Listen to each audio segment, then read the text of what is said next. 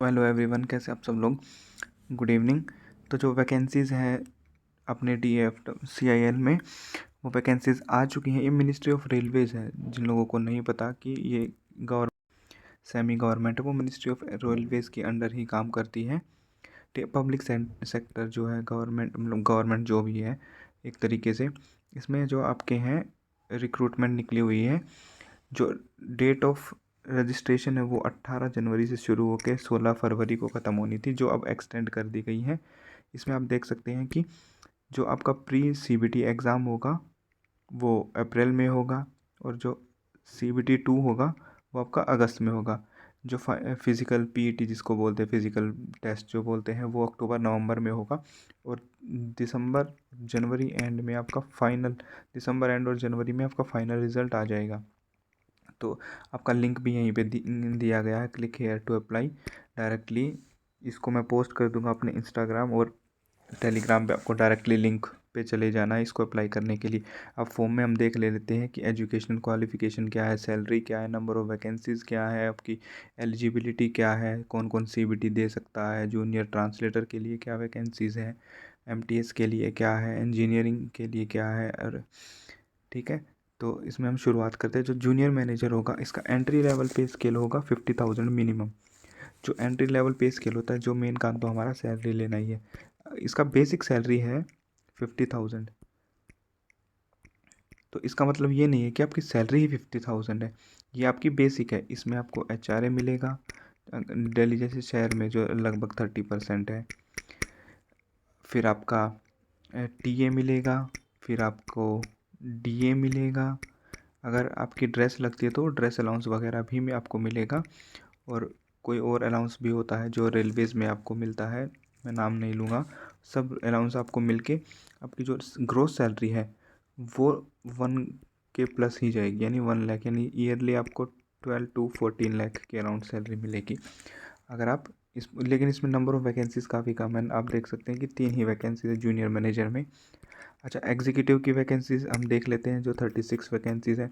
Salary अगर आप entry level 30,000 है तो आपकी ग्रोस सैलरी 62 के अराउंड होगी। जब आप ज्वाइन करेंगे, यानी 2026 में इसको ज्वाइन करेंगे तो ज्वाइन करने के टाइम पे आपका 8 पे कमीशन भी लग चुका होगा।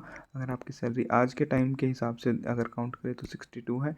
अगर 2026 के अराउंड से काउंट करेंगे तो अराउंड 85 सैलरी होगी आपकी, 85 के। तो आप फॉर्म भर देना, तैयारी कर लेना। सारा सिलेबस वगैरह मैं अभी बता दूंगा।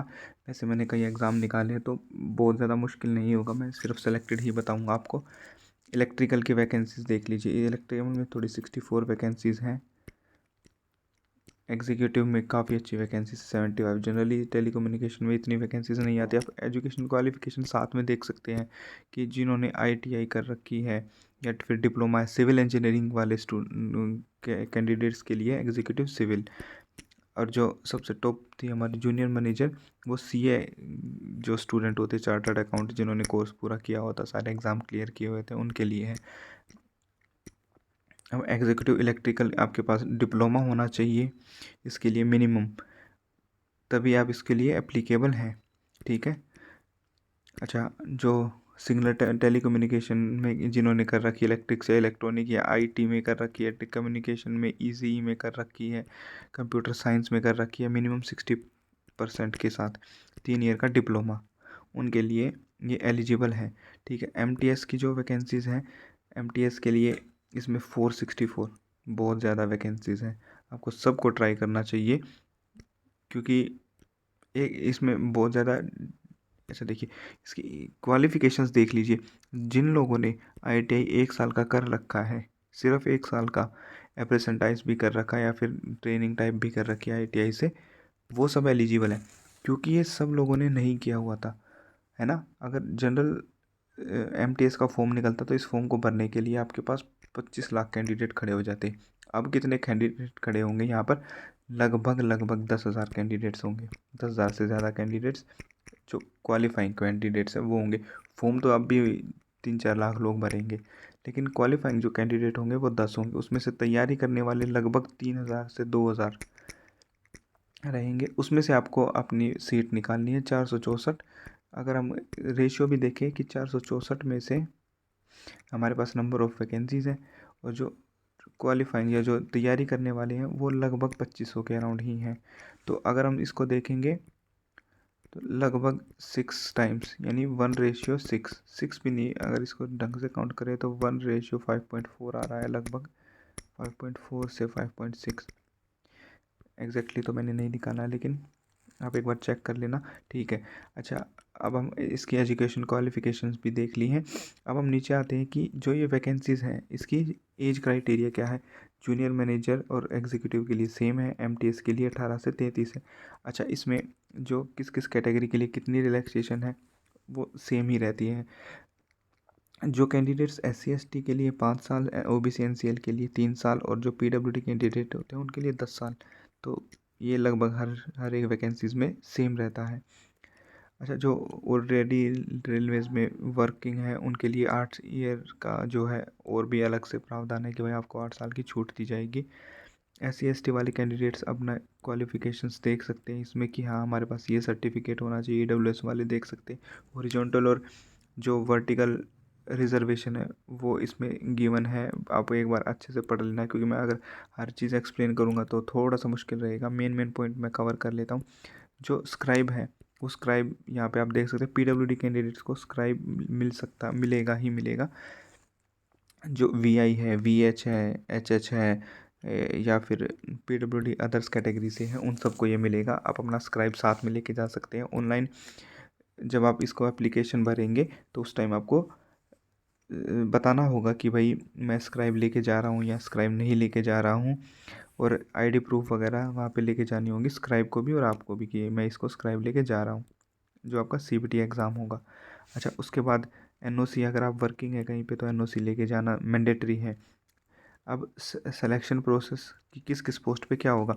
जो जो टॉप 4 हैं MTS के लिए PET है, इसमें बाकी किसी के लिए PET नहीं है। मेन तो यही पॉइंट है, बाकी किसी को PET नहीं देना है, MTS को ही PET देना है। अब एग्ज़ाम कैसे कंडक्ट किया जाएगा।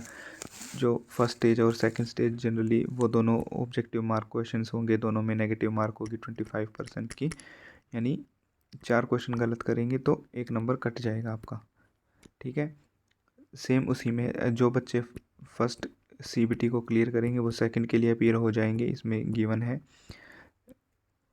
जो आपका एग्ज़ाम पैटर्न है वो हम देख लेते हैं।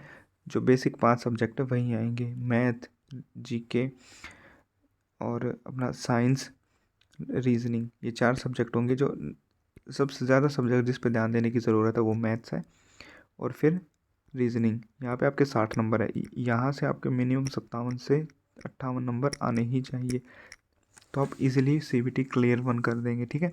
जो GS का जो पार्ट है वो भी 30 नंबर का है, लेकिन यहाँ से सबके 30 में से 30 नहीं आ सकते। आप जनरल GSP पढ़ेंगे, साइंस पे मेन फोकस करना है, तो आप 18 से 20 नंबर निकाल सकते हैं, क्योंकि 60% ही क्वालिफाइंग होगा। तो पार्ट A में बहुत ज़्यादा मेहनत करने की ज़रूरत नहीं है, क्योंकि पार्ट 2 में आपको सेम ही सिलेबस रहेगा लगभग, इसलिए पार्ट 1 में क्वालिफाई करना भी बहुत ज़्यादा ज़रूरी है। फिर मिनिमम क्वालिफिकेशन जो होंगे वो होंगे 40-30 CBT 1 में, ताकि आप CBT 2 में जा सकते हैं। यहाँ पे नॉर्मलाइजेशन होगी, क्योंकि कुछ शिफ्ट थोड़ी इजी रहेंगी, कुछ मुश्किल रहेंगी, तो नॉर्मलाइजेशन देना ज़रूरी है। अच्छा, उसके बाद फिज़िकल जो MTS के लिए टेस्ट होगा, उसकी क्राइटेरिया दे रखी है कि भाई जो मेल कैंडिडेट है उनको 100 मीटर दौड़ मारनी होगी 2 मिनट में, और जो वेट है वो 35 kg कैरी करना होगा, और फिर लॉन्ग रनिंग भी करनी होगी, यानी कि वो 1000 मीटर यानी 1 किलोमीटर 4.25 मिनट में करना होगा। फीमेल के लिए सेम ही क्राइटेरिया है, लेकिन उनको जो है टाइम थोड़ा सा एक्स्ट्रा मिलेगा, आपको 5 मिनट मिलेंगी, और 5 मिनट और 40 सेकंड, लगभग 5.25 मिनट होगी, जो इजी रहेगा। और आपको जो वेट कैटेगरी है वो 20 किलो ही उठा के चलना है, और PWD वगैरह कैंडिडेट्स को ये सब नहीं करना है। और इसमें एक चीज़ और रही थी, अगर आप एग्ज़ाम CBT 1 और CBT 2 क्लियर कर लेते हैं तो उसके बाद मेडिकल सर्टिफिकेट आपको चाहिए होगा, क्लियरेंस। फिर उसके बाद आप डायरेक्टली ज्वाइन कर सकते हैं। एग्ज़ामिनेशन फ़ीस जो है 1000 रुपये है जो टेक्निकल है, और MTS के लिए 500 रुपये है। जो ST SC कैंडिडेट्स हैं या फिर एक्स सर्विसमैन हैं उनको कोई फ़ीस पे नहीं करनी होगी। इसमें आप एलिजिबल तो हैं, लेकिन आपको कोई फ़ीस नहीं पे करनी होगी। ये यहाँ पर गिवन है, मैं आपको दिखा देता हूँ। जहाँ तक मैंने पढ़ा था कि भाई फ़ीस कुछ लगेगी नहीं। ये रहा, कोई फ़ीस नहीं लगेगी आपकी। तो आप अगर आपसे कुछ फॉर्म में गलत भी हो जाता तो करेक्शन विंडो भी आपके लिए 1 वीक के लिए ओपन रहेगी। इसके अलावा और कुछ खास नहीं था। सीबीटी में क्या क्या लेके जाना है, एडमिट कार्ड क्या के साथ क्या क्या लेके जाना है, वो सब आप जब एडमिट कार्ड आएगा तब मैं आपको बता दूंगा। ठीक है, चलो okay, all the best guys, good night.